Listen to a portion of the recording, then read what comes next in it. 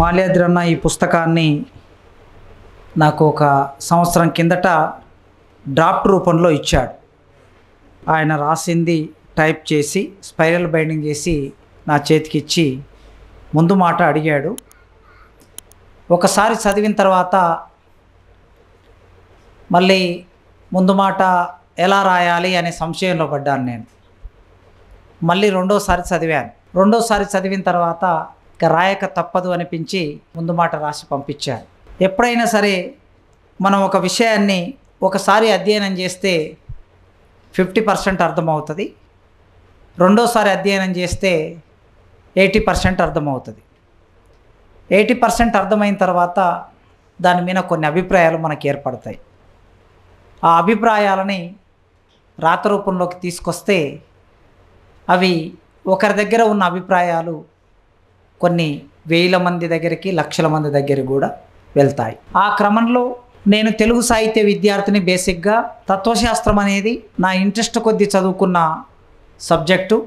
25 ఏళ్ల కిందట తత్వశాస్త్ర అధ్యయనాన్ని మొదలుపెట్టి 30 ఏళ్ల కిందట అధ్యయనాన్ని మొదలుపెట్టి మెల్లగా అర్థం చేసుకుంటూ కొన్ని విషయాలని తిరిగి మళ్ళీ కమ్యూనికేట్ చేయటం మొదలుపెట్టాను. చాలా సందేహాలు నాకుగా వచ్చిన సందేహాలు, ఆ సందేహాలను అడిగినప్పుడు సమాధానం ఏ మూల నుంచి రానప్పుడు తిరిగి మళ్ళీ నా ప్రశ్నకు నేనే సమాధానం వెతుక్కునే క్రమంలో మళ్ళీ అధ్యయనం చేసినప్పుడు కొన్ని ప్రశ్నలకు సమాధానాలు దొరికి, ఇక మరి కొన్ని ప్రశ్నలకి సమాధానం దొరకకుండా మిగిలిపోయి ఉన్నాయి కూడా ఉన్నాయి. సహజంగా అధ్యయనం చేసే ప్రతి ఒక్కరికి ఈ అవస్థ ఉండాలి కూడా. ఈ అవస్థ ఉండకపోతే ఒక దగ్గరనే గెడసబారిపోతాం. ప్రశ్నలకి సమాధానాలు అన్నీ దొరికితే అక్కడితో ఆగిపోతాం. ప్రశ్న మొలకెత్తడం ప్రాథమికం. మొలకెత్తిన ప్రశ్నకి సమాధానం వెతుక్కోవడం రెండవ దశలో చేస్తూ ఉంటాం. ఆ వెతుక్కునే క్రమంలో మిగిలిపోయిన ప్రశ్నలు ఇంకా చాలా ఉంటాయి. ఆ మిగిలిపోయిన ప్రశ్నల కోసం ఒక సంవాదంలోకి దిగుతాం. ఆ మిగిలిపోయిన ప్రశ్నలకి సమాధానాలు వెతుక్కునే క్రమంలో మనం అందరం ఏం చేస్తామంటే ఒక సంవాదంలోకి దిగుతాం, చర్చలోకి దిగుతాం. సమాజంతో సంవాదం చేస్తాం, వ్యక్తులతో సంవాదం చేస్తాం, స్నేహితులతో సంవాదం చేస్తాం, పనిచేస్తున్న సంఘంతో సంవాదం చేస్తాం, కుటుంబంతో సంవాదం చేస్తాం. ఈ మొత్తం సంవాదం చేసే క్రమంలో మరికొన్ని ప్రశ్నలకి సమాధానాలు దొరుకుతూ ఉంటాయి. మాల్యాద్రి అన్న ఒక సంవాదాన్ని మొదలుపెట్టాడు. ఆ సంవాదాన్ని మొదలుపెట్టి దాన్ని మనందరితో పంచుకోవడానికి ఒక ప్రయత్నం చేశాడు. ఆ ప్రయత్నం చేసే క్రమంలో చాలా అరుదుగా తత్వశాస్త్రంలోకి ప్రవేశించే వాళ్ళు, ముఖ్యంగా శూద్ర అతిశూద్ర కులాల నుంచి చాలా అరుదుగా ఉంటారు, తక్కువగా ఉంటారు. మీరు ఎవరినైనా చూడండి, 100 ఏళ్ల కమ్యూనిస్టు పార్టీ ఒక 50-60 ఏళ్ల నుంచి ఆ విప్లవోద్యమంలో భాగమైనటువంటి సార్ ఇక్కడ మన దగ్గర ఉన్నారు. అంటే సగం దాదాపు ఆ ఉద్యమ క్రమాన్ని చాలా దగ్గరగా పరిశీలిస్తూ దాని సానుభూతిపరుడుగా ఆ ఉద్యమం ఫలిస్తే బాగుండును అనుకుంటూ అంబేద్కర్ ఆలోచన విధానాన్ని తెలుగు రాష్ట్రాల్లో విస్తృతంగా గ్రామానికి తీసుకెళ్లిన జేబీ రాజ్ సారు ఉన్నాడు. అంటే వీళ్ళిద్దరి ప్రస్తావన ఎందుకు చేస్తున్నానంటే ఆయన 50 ఏళ్ళుగా విప్లవోద్యమంలో నిమగ్నమై ఉన్నాడు. ఆయన విప్లవోద్యమం సక్సెస్ అయితే బాగుండును అని కోరుకుంటూ అంబేద్కర్ ఆలోచన విధానాన్ని కొనసాగించే క్రమంలో ఆయన 90 ఏళ్ళు దాటాడు. సార్ 80 ఏళ్ళ వరకు వచ్చి ఉంటారు. 70 ఏళ్ళ వరకు వచ్చారు, 86 అంటే 90 ఏళ్ళకి దగ్గరికి వచ్చారు. ఈడ ఉన్న మిగతా వాళ్ళందరూ కూడా 50, 55, 60 ఎక్కువ మంది ఉన్నారు. నేను ఈ విషయం ఎందుకు చెప్తున్నానంటే ఈ 100 ఏళ్ల కమ్యూనిస్టు పార్టీ చరిత్రలో తత్వశాస్త్రం పాఠం చెప్పినటువంటి టీచర్స్ కింది కులాల నుంచి ఎంతమంది ఉన్నారో మీలో ఎవరైనా చెప్పగలరా? దాదాపు అందరూ 30 ఏళ్ళ నుంచి ఉద్యమంలో పనిచేస్తూ ఉన్నారు. ఇక్కడ ఉన్న వాళ్ళందరూ 30-40 ఏళ్ళ నుంచి, 50 ఏళ్ళ నుంచి. బీసీలు, ఎస్సీలు తత్వశాస్త్రం పాఠం చెప్పగా మీరెవరైనా విన్నారా? సమాధానం రావటం లేదంటే అర్థం అని. నేను కేవీ రమణారెడ్డి గారు చెప్తే విన్నాను, సంతోష్ రెడ్డి చెప్తే విన్నాను. పీపుల్స్ వార్ పార్టీ కేంద్ర కమిటీ నాయకుడు, ఆయన పార్టీ కార్యదర్శిగా ఉన్నప్పుడు ఆయన క్లాస్ చెప్తే విన్నాను. త్రిపురనేని మధుసూదన్ రావు గారు క్లాస్ చెప్తే విన్నాను. ఇట్లా సిపిఎం పార్టీలో ఎస్ఎఫ్ఐలో ఒక సార్ పేరు గుర్తుకు లేదు, ఎప్పుడో 95లో విన్నాను. ఇట్లా నేనైనా మీరైనా తత్వశాస్త్రం వినటము అనేది పై వర్గాలకు సంబంధించిన వాళ్ళు చెప్పటం, మనం వినటం. ఈ పై వర్గాలు ఎందుకు వీళ్ళే చెప్పారు? అది వాళ్ళ తప్పు కాదు. వాళ్ళు మొదలు చదువులోకి వచ్చారు, వాళ్ళు మొదలు ఇంగ్లీష్ నేర్చుకున్నారు. తత్వశాస్త్రం ప్రారంభంలో ఇంగ్లీష్లో ఉండేది, మార్క్సిస్ట్ తత్వశాస్త్రం. దాని తర్వాతి క్రమంలో తెలుగులోకి అనువాదం చేశారు. మొదలు ఎవరు చదివారో వాళ్ళే తెలుగులోకి అనువాదం చేస్తారు. మనం చాలా లేటుగా 70-80 దశకాల్లో బడికెళ్ళి అది తెలుగు మీడియంలో చదువుకొని వచ్చి మనం తెలుగు మీడియంలో చదువుకున్న తర్వాత ఏదో కొద్దిపాటి జీవిత చరిత్ర చదువుకోవటం, లెనిన్ జీవిత చరిత్ర, మావో జీవిత చరిత్ర, మార్క్స్ జీవిత చరిత్ర చదువుకోవటం అక్కడి వరకు, లేదా కొన్ని ఉద్యమ నాయకుల జీవిత చరిత్రలు చదువుకునే దగ్గర అక్కడి వరకు ఉండిపోయాం. తత్వశాస్త్రంలోకి ప్రవేశించలేదు. ఈ తత్వశాస్త్రాన్ని నారికేల పాకంలాగా చేసి పడేశారు. మా లిటరేచర్లో ద్రాక్ష పాకం, నారికేల పాకం అని 2 రకాలుగా చెప్తూ ఉంటాం మేము. ద్రాక్ష పాకం అంటే సులభంగా అర్థమయ్యేది. ద్రాక్షల్ని పాకం చేసుకోవడం ఎంత సులభమో అట్లా అర్థమయ్యే పుస్తకాలని ద్రాక్ష పాకం అని అంటాం. నారికేల పాకం అంటే కొబ్బరికాయతో పాకం చేసుకోవడం ఎంత కష్టం. అంత పెద్ద చెట్టెక్కాలి, తెంపాలి, దాన్ని కొట్టాలి, దాన్ని పీసు తీయాలి, కొట్టాలి, కొబ్బరి తీయాలి. ఇదో పెద్ద ప్రాసెస్, ఇది కఠినం. భారతదేశంలో తత్వశాస్త్ర పుస్తకాలన్నీ నారికేల పాకంలాగా మారిపోయాయి. అందుకే ఆ పుస్తకం మనకు చదవమని ఇచ్చిన స్టూడెంట్ లీడర్స్గా ఉన్న రోజుల్లో, విద్యార్థులు ఉన్న రోజుల్లో మనకు ఆ పుస్తకాలు ఇచ్చారు చదవమని. ఇస్తే మొదటి పేజీ పూర్తి కాకుండానే పుస్తకం మళ్ళీ పక్కన పెట్టాం. ఎందుకు అంటే అది ట్రూ ట్రాన్స్లేషన్ చేయటం మూలంగా, పరిభాష నిఘంటు పరిభాష వాడటం మూలంగా అది అర్థం కాదు. ఇట్లాంటి అర్థం కాని ఒక ప్రత్యేక సబ్జెక్ట్లోకి అరుదుగా ప్రవేశించే వాళ్ళు కింది కులాల నుంచి అట్లా మాల్యాద్రన్న అందులోకి ప్రవేశించాడు. అవసరం కొద్దీ ప్రవేశించాడు. దాని మీద ఆసక్తి కొద్దో తత్వశాస్త్రాన్ని బాగా అభివృద్ధి చేయాలనో కాదు, అవసరం కొద్దీ. కందుకూరులో పీడిఎస్యు ఉద్యమాలు, పాటలు, ఎవరైనా సరే సహజంగా కింది కులాల నుంచి వచ్చినటువంటి వాళ్ళు మీరు ఉద్యమాలకు ఎట్లొచ్చారయ్యా అంటే గద్దర్ పాటలని వచ్చామండి, గోరెటెంకన్న పాటలని వచ్చామండి, ప్రజానాట్య మండలి పాటలని వచ్చాం, అరుణోదయ కానూరి తాత పాటలని వచ్చాం అని చెప్పే వాళ్ళని నేను ఎక్కువ చూశాను. నేను కూడా గద్దర్ పాటలని వచ్చాను. పాటలే ఎందుకు విని వస్తారు వీళ్ళు? సిద్ధాంతం తెలిసి, సిద్ధాంతం అర్థమై, సిద్ధాంత ప్రభావంతో వచ్చారంటే సిద్ధాంతం అనే తర్వాత మొదలై ఇమ్మీడియట్గా హృదయగత వ్యాపారం అని అంటారు కవిత్వాన్ని. పాట వెంటనే ఏం చేస్తుంది? హృదయాన్ని ఆకట్టుకుంటుంది. ఆకట్టుకోవటం అనేది తమ జీవితాన్ని ఆ పాటలో చెప్పారు. తమ అంటరాని జీవితాన్ని, తమ దోపిడి జీవితాన్ని, ఎట్లా దోపిడి గురవుతున్నాం, ఎట్లా శ్రమ ఉంది, కన్నీళ్ళు, వీటన్నిటిని పాటలో చెప్పేసరికి ఇదేదో బాగుంది అని ఒక వెతుకులాట మొదలై అక్కడికి వచ్చాం. వచ్చిన తర్వాత ఉద్యమాల్లోకి వచ్చిన తర్వాత ఆయన అట్లా కందుకూరులో అరుణోదయ పాటలు, వీరన్న పాటలని ఉద్యమాల్లోకి వచ్చాడు. ఉద్యమాల్లోకి వచ్చిన తర్వాత పీడిఎస్యు కార్యకర్తగా, జిల్లా నాయకుడిగా, రాష్ట్ర నాయకుడిగా ఆ క్రమంలో జరిగిన ఒక పెద్ద సంవాదం, మండల్ కమిషన్ రావటం, మురళీధర్ రావు కమిషన్ రావటం. ఈ కమిషన్ వచ్చినప్పుడు మురళీధర్ రావు కమిషన్, మండల కమిషన్ నేపథ్యంలో అసలు పీడిఎస్లో ఎట్లాంటి చర్చలు జరిగాయి, విప్లవ పార్టీలో ఎట్లా చర్చలు జరిగాయి, రిజర్వేషన్ను సపోర్ట్ చేయాలన్నా సపోర్ట్ చేయొద్దా, ఈ చర్చలన్నిటిలో భాగమవుతూ కుల సమస్య అనేది ఒక ప్రధానమైన చర్చనీయాంశంగా మారి ఎప్పుడైతే 85, 86, 87 కాలంలో తెలుగు నేల మీద మురళీధర్ రావు కమిషన్ వచ్చినప్పుడు దానికి వ్యతిరేక ఉద్యమాలు, దానికి అనుకూల ఉద్యమాలు జరిగినప్పుడు కమ్యూనిస్టు పార్టీలకి, విప్లవోద్యమ పార్టీలకు ఒక పెద్ద సవాలుగా ఇది ముందుకొచ్చింది. మనం కాలాన్ని, స్థల కాలాన్ని అర్థం చేసుకోకపోతే పాక్షికంగా అర్థమవుతుంది మనకి ఏదైనా.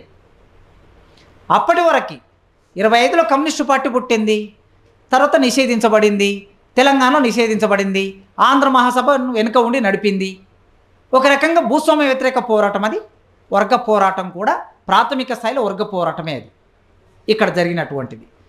అట్లా జరిగిన తర్వాత మొదటి దశ ఎన్నికలు వచ్చాయి, ఎన్నికల్లో పాల్గొన్నారు, ఎన్నికలకు వెళ్ళిపోయారు. తర్వాత నక్సల్బరీ నిప్పురవ్వ రాజుకున్నది.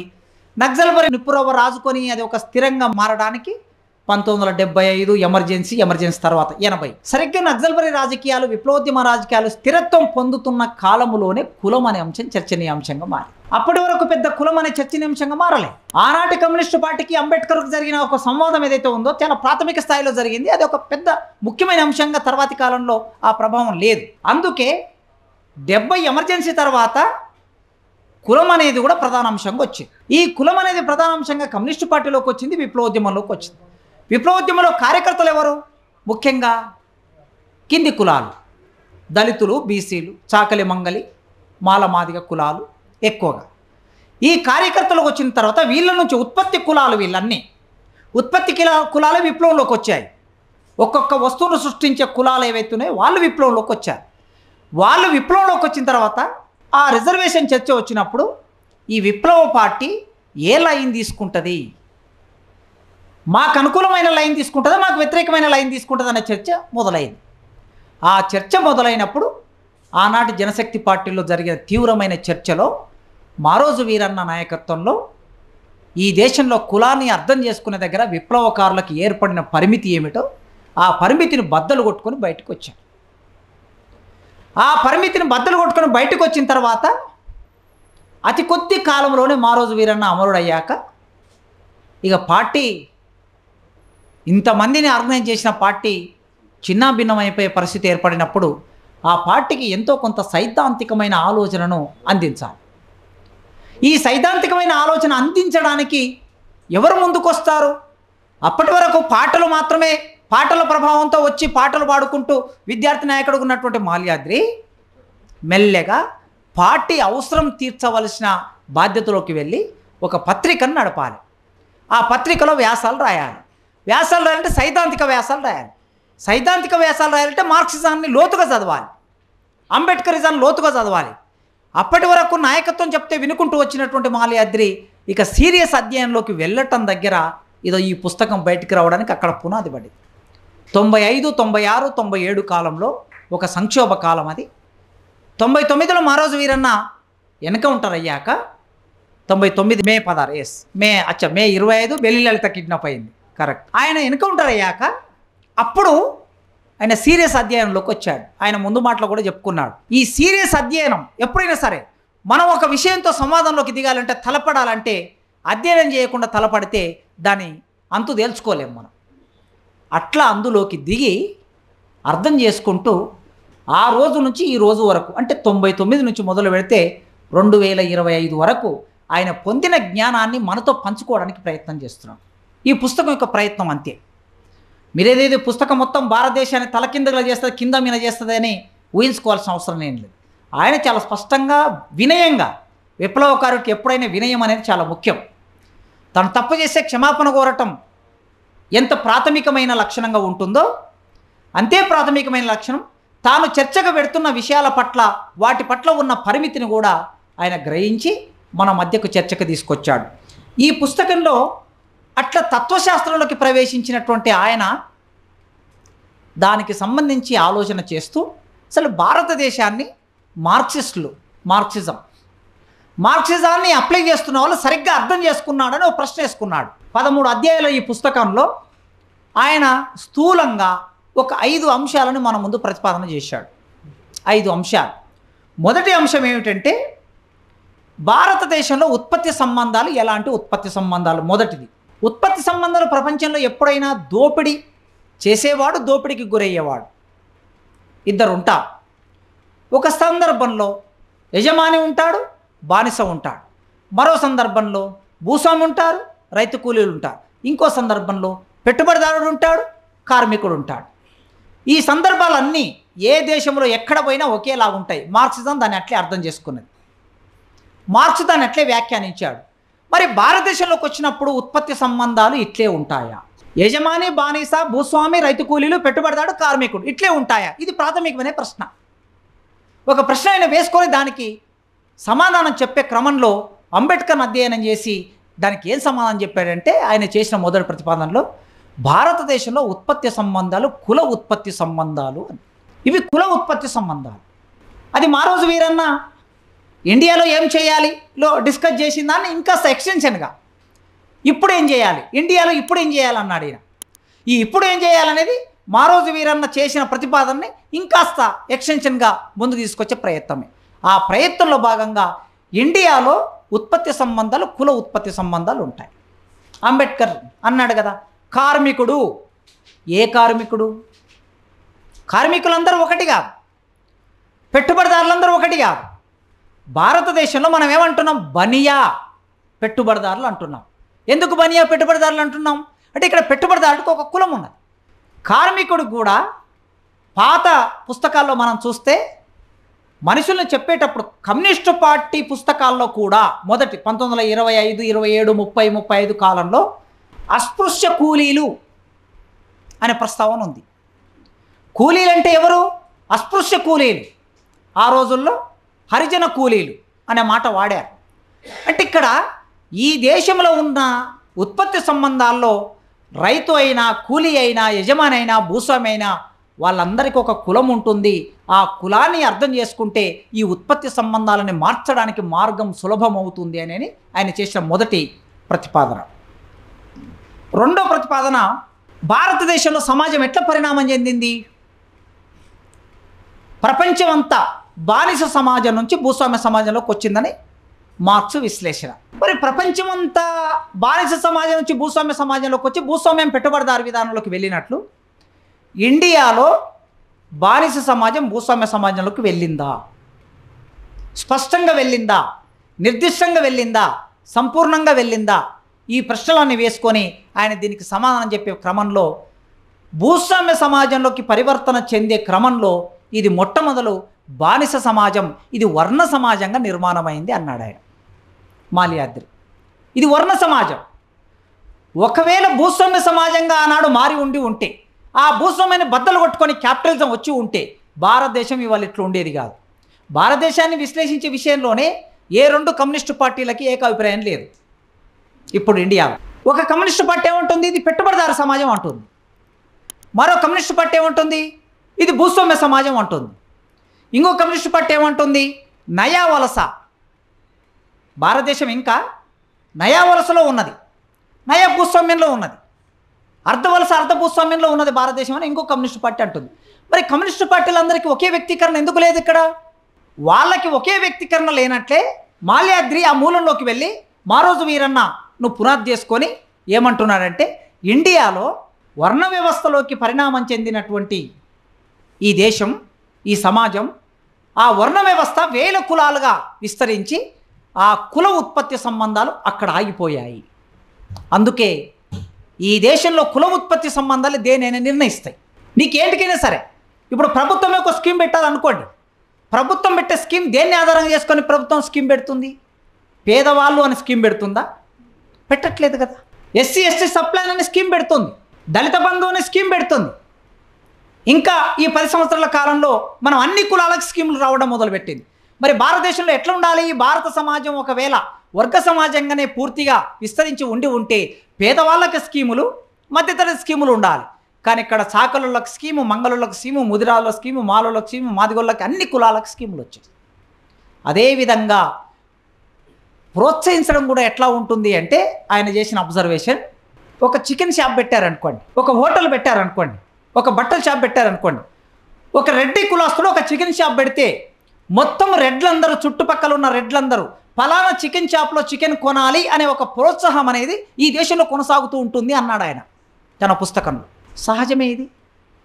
ఈ దేశంలో ఒక హోటలు, ఒక మాదిగా ఒక మాల పెట్టి హోటల్ నడపగలడా?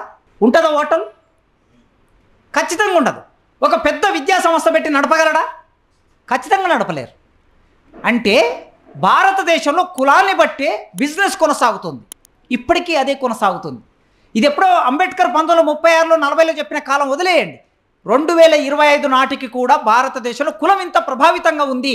ఎందుకుందంటే ఈ దేశంలో వర్ణ వ్యవస్థ అది కులాలుగా విస్తరించి ఉత్పత్తి సంబంధాలను అక్కడనే అట్టిపెట్టేసి నిలబెట్టేది. భారత సమాజం పురోగామిగా మారకుండా ఇది ఆపేసింది, కులం అనేది ఆపేసింది. ఎప్పుడైనా సరే పాత ఉత్పత్తి సంబంధాలను ధ్వంసం చేసి కొత్త ఉత్పత్తి సంబంధంలోకి వెళ్ళాలి సమాజం. అట్లా వెళ్ళటమే ఈ సమాజం పురోగామిలోకి వెళ్ళటం అని మార్క్సిజం చెప్తుంది. కానీ కులం దాన్ని అడ్డుకుంటున్నది అనేది ఈయన అభిప్రాయం. ఒకటి ఈ క్రమంలో ఒక అబ్జర్వేషన్ చేశాడు. మార్క్స్ భారతదేశాన్ని 1857 తిరుగుబాటు కాలంలో ఈ దేశం గురించి రాశాడు. ఆయన రాసినప్పుడు కొన్ని అభిప్రాయాలు వ్యక్తం చేశాడు. ఇక ఇండియాలోకి రైలు వచ్చింది, రైలు వచ్చిన తర్వాత భారతదేశం ఇక ముందు ఉన్నట్లు భవిష్యత్తులో ఉండదు అన్నాడు. 21 కిలోమీటర్ల రైలు దాని ప్రయాణం మొదలుపెట్టినప్పుడు ఇక రైలు వచ్చిన తర్వాత అంటే ఒక యంత్రం భారత సమాజంలోకి వచ్చిన తర్వాత కులము ఇక ముందున్నట్లుండదు, మతం ఇక ముందున్నట్లుండదు, విశ్వాసాలు ఇక ముందున్నట్లుండవు, ఆచారం సంప్రదాయాలు ఇక ముందున్నట్లుండవు, అవి మొత్తం మారిపోతాయని ఒక విశ్లేషణ చేశాడు. ఒకవేళ మార్క్స్ ఇంకా కొన్ని రోజులు బతికి ఉండి ఇండియాకు వచ్చి ఉంటే ఆ విశ్లేషణ పద్ధతి ఇంకెట్లుండేదో మనకు తెలియదు. 57-58 విశ్లేషణ చేశాడు, 83లో చనిపోయాడు ఆయన. 1857 1883లో చనిపోయాడు ఆయన. అతి కొద్ది కాలానికి చనిపోయాడు, 20 ఏళ్ళకి. ఇవాళకి రైలు వచ్చింది, 21 కిలోమీటర్లు వచ్చిన రైలును ఎట్లా అర్థం చేసుకున్నాడు ఆయన అంటే యంత్రం మనిషి జీవితంలో మార్పును తీసుకొస్తుంది. నిజమే, మార్పును తీసుకొస్తుంది. రైల్లోకి ఇంతకుముందు ఎద్దుల బండి ఉంటే ఎద్దుల బండి విన ఒక దొర, ఒక బ్రాహ్మణుడు, పైకులం వాళ్ళు ఎవరో వాళ్ళు మాత్రమే ఎక్కి వెళ్ళిపోతారు. కింద ఎద్దుల బండిని తీసుకువెళ్ళేవాడు కింద నడుచుకుంటూ వెళ్తాడు. బండిలో సమానంగా కూర్చోలేరు. ఒక దళితుడు, ఒక శూద్రుడు, ఒక వైశ్యుడు, ఒక బ్రాహ్మణుడు, ఒక రెడ్డి సమానంగా బండిలో కూర్చొని వెళ్ళలేరు. కానీ ఇప్పుడు ప్రభుత్వానికి సంబంధించిన రైలు వచ్చింది కనుక రైల్లో అందరూ కూర్చుంటారు ఒకే దగ్గర. దానివలన కులం అనేది దానికి సంబంధించిన ఆ సంక్లిష్టత విడిపోతుంది అనుకున్నాడు ఆయన. తారకం సార్ ఎప్పుడు చెప్తుండే, జోక్గా చెప్తుండే ఆయన. తారకం సార్ ఏమంటుండే అంటే ఈ విషయాన్ని, మార్క్స్ చెప్పిన ఈ విషయాన్ని, రైలు వచ్చింది, బ్రాహ్మణుడు రైలు ఎక్కాడట. ఒక బ్రాహ్మణుడు రైలు ఎక్కి కూర్చున్నాడు. చుట్టుపక్కల ఉన్న వాళ్ళందరూ శూద్రులు, అతిశూద్రులు ఉంటారు. ఆయనకు గాలి వారింది. గాలి వారగానే ఈ రైలు ఇక్కడ ఎక్కాడు. ఈ స్టేషన్లో బాగలింగంపల్లి స్టేషన్లో ఎక్కాడు. విద్యానగర్ స్టేషన్కి వెళ్ళేసరికి దిగి అక్కడ నల్ల ఉంటే నల్ల దగ్గరికి వెళ్ళి ఆ బట్ట ఉంటుంది కదా, టవాల్, దాన్ని తడుపుకొని ఇట్లా పై మొత్తం రూసుకున్నాడట. ఇక్కడ నుంచి అక్కడికి వెళ్ళే వరకు మైల్ అంటింది కదా, ఆ మైల్ అంతా పోయేటట్లు. ఆ తర్వాత సికింద్రాబాద్ స్టేషన్కి వెళ్ళి మళ్ళీ బట్ట తడుపుకొని పై అంతా శుభ్రం చేసుకున్నాడట. ఇది మొదటి రోజు చేశాడు. రెండో రోజు నేను దిగేది విద్యానగర్, ఈడ ఎక్కాను బాగులింగంపల్లిలో, దిగేది సికింద్రాబాద్ కదా, సికింద్రాబాద్లో దిగిన తర్వాత అక్కడ దూడ్చుకుంటే సరిపోతుంది కదా, మధ్యలో ఎందుకు దిగాలి అనుకున్నాడట. మూడో రోజు, నాలుగో రోజు అనుకున్నాడట, ఎట్లా ఇంటికి వెళ్తాను కదా, ఇంటికాడ స్నానం చేస్తే అయిపోతుంది కదా అనుకున్నాడట. అంటే కులానికి సంబంధించిన క్లిష్టత అది కాస్త తగ్గుతూ ఉంటుంది అని చెప్పడానికి తారకం సార్ ఈ ఉదాహరణ చెప్తూ ఉండేవాడు. నిజమే, యంత్రం భారతదేశంలో మన జీవితాల్లోకి వచ్చింది. కానీ వచ్చిన యంత్రం కులాన్ని ఆపగలిగిందా, నిర్మూలించగలిగిందా? ఒకవేళ కులాన్ని నిర్మూలించగలిగితే యంత్రం, అమెరికాకి కూడా కులం ప్రయాణించింది. ఇదే అబ్జర్వేషన్ చేశాడు ఆయన. అమెరికాలో ఒక రాష్ట్ర ప్రభుత్వం కులానికి వ్యతిరేకంగా, వివక్షకు వ్యతిరేకంగా ఒక చట్టాన్ని తీసుకొచ్చిందని మనం చదివాం సంవత్సరం కిందట. అమెరికా అనేది పూర్తిగా పెట్టుబడిదారు దేశం, అది భూస్వామ్య దేశం కాదు. పూర్తిగా పెట్టుబడిదారు దేశంలోకి కూడా ఇండియా నుంచి అక్కడికి బతకడానికి వెళ్ళిన వాడు అక్కడ కులాన్ని నిర్మాణం చేస్తున్నాడు. అందుకే కులం గురించి ఆలోచించకుండా, దాని నిర్మాణాన్ని, దాని సమస్యని అర్థం చేసుకోకుండా విప్లవాన్ని విజయవంతం చేయడం సాధ్యం కాదు అనే పరిశీలన మాల్యాద్రి ఇందులో చేశాడు. ఇక వీటికి సంబంధించి ఈ దేశంలో ఈ సమస్యను మనం ఇట్లా అర్థం చేసుకున్నాక ఎట్లా విముక్తి జరుగుతుంది, విప్లవం ఎట్లొస్తుంది ఇండియాలో? విప్లవం రావడానికి మార్గం ఏమిటి? మారోజు వీరన్న ఒక ప్రాక్టీస్ చేశాడు. కుల సంఘాలను సమీకరించాలి, అది వర్గ పోరాటంలో భాగం చేయాలి. మరి కుల సంఘాలను సమీకరించే క్రమంలో కులాలు ఏకమవుతాయా అనే సందేహం ఆయనకే వచ్చింది. ఆ సందేహం వచ్చి కులాలను సమీకరించాలి, సమీకరించి అది కులం వద్దనే ఆగిపోకూడదు. ఎందుకంటే కులం వద్దనే ఆగిపోతే కులాల మధ్యన ఐక్యత తీసుకురాకపోగా అది కులపిచ్చిగా మారే ప్రమాదం ఉంది అని ఈ మాట చెప్పి చాలా వెనక్కి వెళ్ళాడు. అసలు కుల సంఘాల నిర్మాణం ఎందుకు జరుగుతుంది? మొట్టమొదటి భారతదేశంలో కుల సంఘాల నిర్మాణం పై కులాల వాళ్ళు చేసుకున్నారా, కింది కులాల వాళ్ళు చేసుకున్నారా అని ఒక ప్రశ్న వేసుకున్నాడు. వేసుకొని లోతుల్లోకి వెళ్ళి భారతదేశంలో కుల సంఘాలు, కింది కులాల వాళ్ళ కుల సంఘాలన్నీ కూడా, దోపిడికి గురయ్యే కుల సంఘాలన్నీ కూడా ఇవి ఒక 30 సంవత్సరాల చరిత్ర కలిగిన సంఘాలు. కానీ బ్రాహ్మణ సంఘం, రెడ్డి సంఘం, వెలమ సంఘం, వైశ్య సంఘం ఒక 100 సంవత్సరాల చరిత్ర కలిగిన సంఘాలు ఉన్నాయి వీటికి అని చెప్పి. దోపిడీ చేసే కులాలు సంఘం ఎందుకోసం పెట్టుకుంటాయి? ఎక్కువ దోపిడీ చేయడానికి. ఇవి ఇటీవల కాలంలో ఇంకా ఎక్కువ చూస్తున్నాం మనం. వాళ్ళు లోపల మాట్లాడుకొని ఉండేవాళ్ళు, బయటకు చెప్పేవాళ్ళు కాదు. ఇప్పుడు రెడ్డి సంఘం మీటింగ్ పెట్టుకొని ఈ ఓపెన్గా మాట్లాడుతున్నారు. ఈ దేశాన్ని, రాష్ట్రాన్ని పరిపాలించగలిగిన శక్తి మాకే ఉంది, మేమే పరిపాలించగలం అని బాటంగా చెప్తున్నారు. మీరు రెడ్లందరూ భూములు సంపాదించుకోండి రాష్ట్ర ముఖ్యమంత్రి చెప్తున్నాడు. రెడ్లందరూ భూములు సంపాదించుకోండి, అప్పుడు అధికారం మీ చేతిలో ఉంటుంది అంటున్నాడు. నిజమే చెప్పాడు. వాస్తవం చెప్పాడు. రెడ్లందరూ భూములు సంపాదించుకోండి, అధికారం మీ చేతిలో ఉంటుంది. ఇదే మాటను తిరిగేసి కింది కులాల వాళ్ళందరూ భూములు సంపాదించుకోండి, భూమి మీద హక్కు కోసం పోరాటం చేయండి, అధికారం మన చేతుల్లోకి వస్తుందని మనం చెప్తున్నాం కానీ భూమి మన చేతుల్లోకి రావటం లేదు.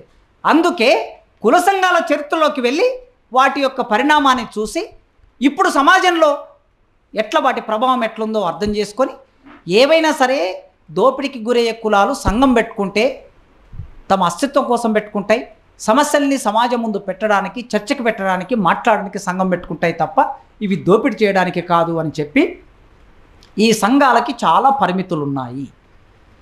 నిజమైన కమ్యూనిస్టు పార్టీ ఏం చేయాలంటే ఈ సంఘాలకి నాయకత్వం వహించాలి.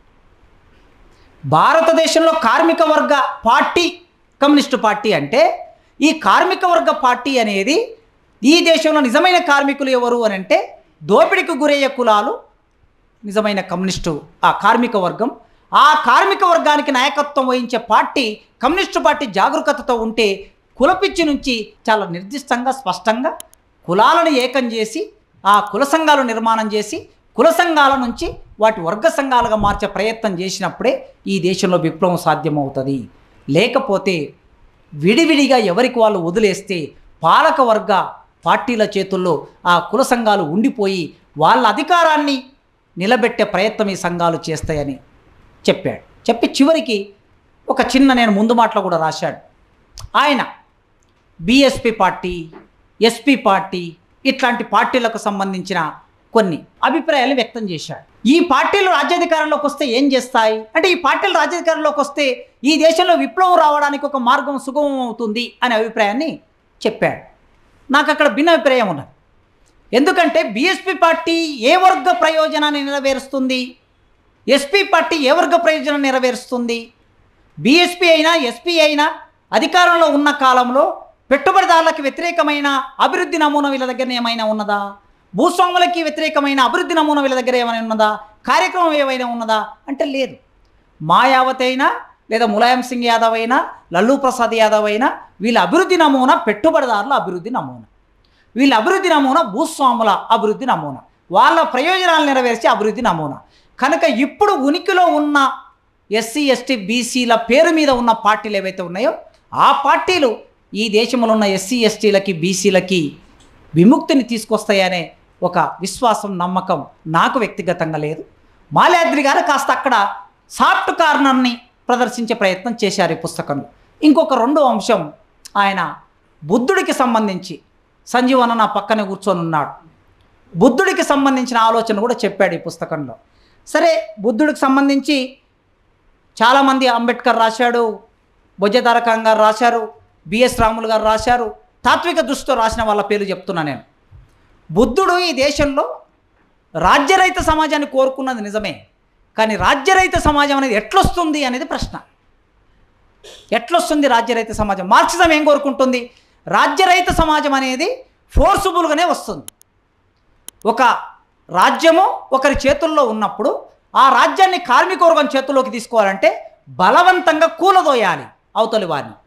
కూలదోసినప్పుడు విప్లవం చేయవలసి వస్తుంది, వర్గ పోరాటం చేయవలసి వస్తుంది, రక్తపాతం కూడా జరుగుతుంది. కనుక వర్గ పోరాటం అనేది శాంతియుతంగా జరిగేది కాదు. వర్గ పోరాటం తప్పనిసరిగా హింసాయుతంగానే జరిగేది. ఇది మనమేదో మార్క్స్ చెప్పాడు కనుక మనం చెప్తున్నాం కనుక అయ్యేది కాదు, ఇది అవుతున్నది కాదు. ఈ ప్రపంచంలో ఎప్పుడైనా సరే ఒక పాలక వర్గం చేతిలోంచి అధికారం మరో వర్గం చేతిలోకి రావడానికి రక్తపాతమే జరిగింది ప్రపంచంలో. అది ప్రకృతి ధర్మం. ఆ ప్రకృతి ధర్మాన్నే మార్క్స్ దాన్ని ప్రిన్సిపల్ చేశాడు అంతే.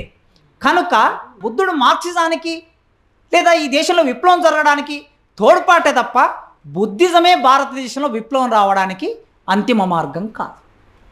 ఈ భారతదేశంలో విప్లవం రావడానికి, కార్మిక వర్గం అధికారంలోకి రావడానికి తప్పనిసరిగా మార్క్సిజమే దిక్చూసి అనే ఒక భావాన్ని చాలా ప్రగాఢంగా వ్యక్తం చేశాడు.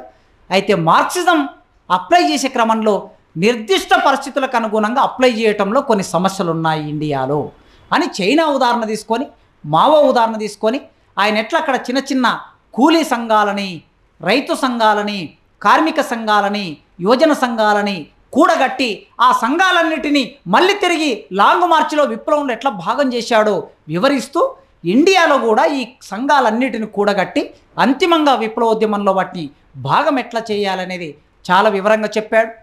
అంబేద్కర్ను అర్థం చేసుకోవడంలో ఈ దేశంలో ఉన్న కమ్యూనిస్టు పార్టీలకి ఉన్న పరిమితిని కూడా వివరించాడు. మేము మొదట్లో పార్టీ అంటే ఉద్యమంలోకి వచ్చిన తొలి రోజుల్లో మేము అంబేద్కర్ను చదవటం ఒక రకంగా నిషేధం. అంబేద్కర్ పుస్తకం మా చేతిలో కనిపిస్తే ఏదో జరిగిపోయింది అన్నట్లు ఉండేది. ఆ రోజుల్లో చాటుగా చదువుకునేవాళ్ళం.